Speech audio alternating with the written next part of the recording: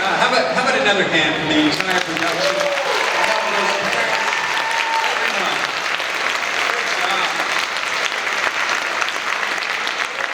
Wow, awesome. I just want to keep you for one more minute, a few more minutes here. As the kids are getting back to their spots, and you know parents were to pick them up. Train station, Bound Brook. Mayville. Listen, as we approach Christmas Eve and Christmas Day, my hope for all of us is that we have a very clear focus on what Christmas is all about.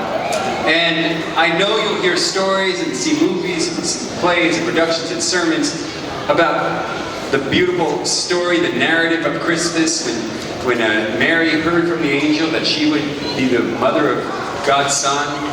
And then she and Joseph very obediently went to Bethlehem from Nazareth, where they were to be counted as his ancestral heritage. But there was no room in the inn, and so they had to take place in the stable, where the angels on the hillside announced to the shepherd of good tidings of great joy.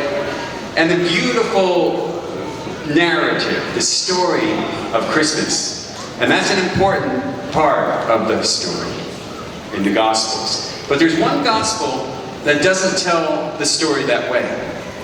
The Gospel of John tells it a little differently. He doesn't mention shepherds in Bethlehem and Mary and Joseph and all those things. But he does record it very accurately, as if you were to take the veil away, as if you were able to look into the eternal and see what was actually happening in the eternal.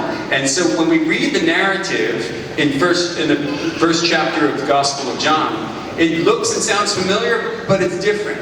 But it is the Christmas story. And so just a couple verses, 3 verses or 4 verses, I want you to imagine this as you think about Christmas, the first Christmas, when Jesus was born.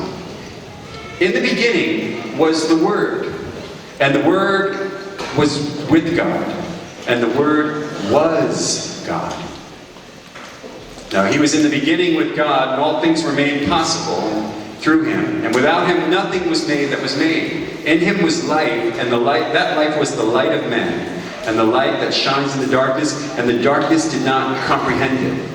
If you drop down to verse 14, you actually see when Jesus was born in a manger. But it says it this way. It says, and that Word, capital W, and that Word became flesh and dwelt among us, and we beheld his glory, the glory as of the only begotten of the Father, full of grace and full of truth. And so you see, here he was, even before the manger in Bethlehem. In the beginning was the Word, and the Word was with God, and the Word was God, and then that Word became a baby, and took on flesh, and became as one of us, and dwelt among us, and showed us the light, the eternal light that we had not seen before. Now when Jesus was talking about this with a Pharisee, a very learned scribe, he said it this way, very clear, very concise, very familiar. John 3:16. He said, God so loved the world that he gave his only begotten Son. That was Christmas morning. He gave his only begotten Son, that whoever believes in him would not perish but have everlasting life. And so if we think about Christmas, we have to remember that this is the story of Christmas. Obviously, I love the narrative as shepherds, Joseph and Mary, Bethlehem, I love it. But as we think through to the eternal purpose and the eternal meaning of what Christmas is, it's when he who was with God and was God became flesh and dwelt among us. And I'll tell you something, folks, to me that really makes my Christmas even more special.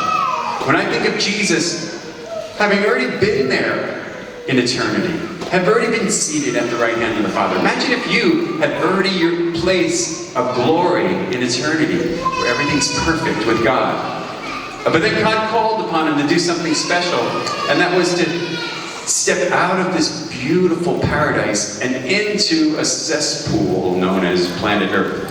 Why do I say that? Because it was complete with its sin and depravity. Things he had never known. In fact, the scripture says, he who knew no sin, completely spotless, he became sin. So he was exalted, but he stepped down into this darkness. Why? For a purpose, for you and for me, that you and I can have everlasting life if we believe upon Him. And so we sing this common song. It's actually a common contemporary Christian song, and it's about that. It's not really a Christmas song, but when you think about it in this light, it is a Christmas song. The King of all days, highly exalted, He humbly became poor for us.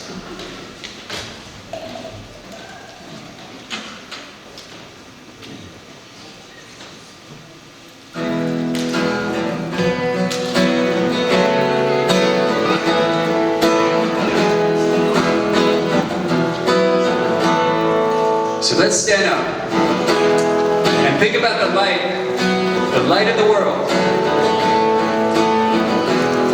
And let this define your Christmas, the moment that that light stepped into darkness.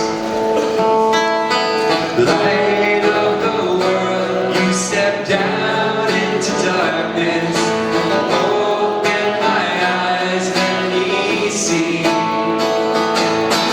beauty that made this heart adore you. Hope of a life spent with you. Here I am to worship. Here I am to bow down.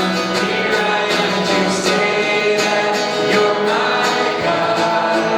You're altogether lovely, altogether worthy, altogether wonderful to me.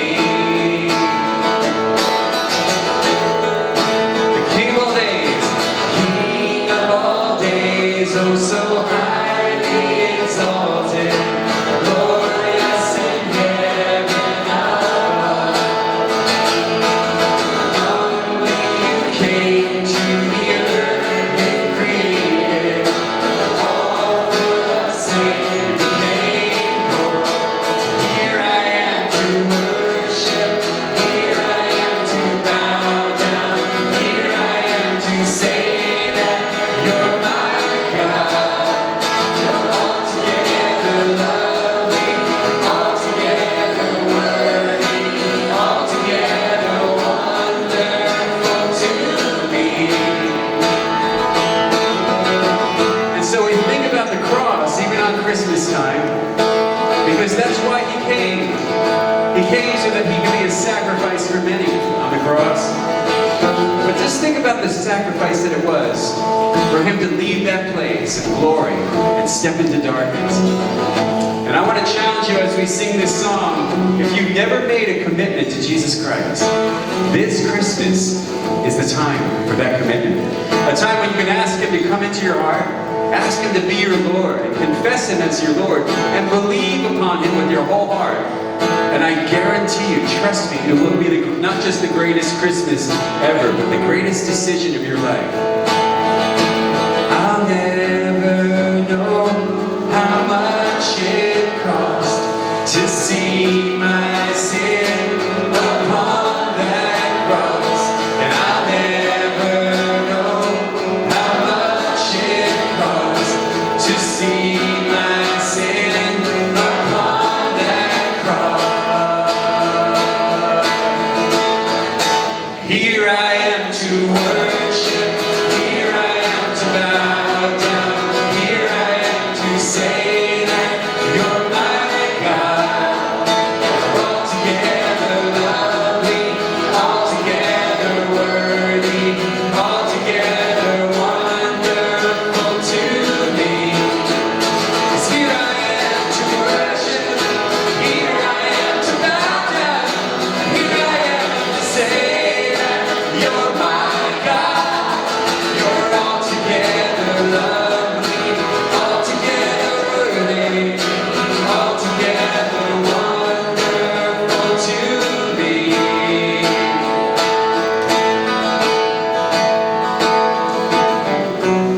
So we'll go from this place, but I want to ask if there's anyone that needs prayer, we'd be glad to pray for you.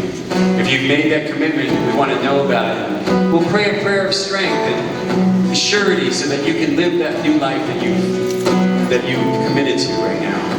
I've also heard from some needs, and some of you have some needs for yourself, some others, injury and illness, and financial, spiritual, relational, whatever it is, we'd be glad to pray for you. And so I'd ask our prayer team to come forward and greet you as your friends will wait for you. If this is the last time we see you before Christmas, God bless you, and Merry Christmas. We hope to see you again.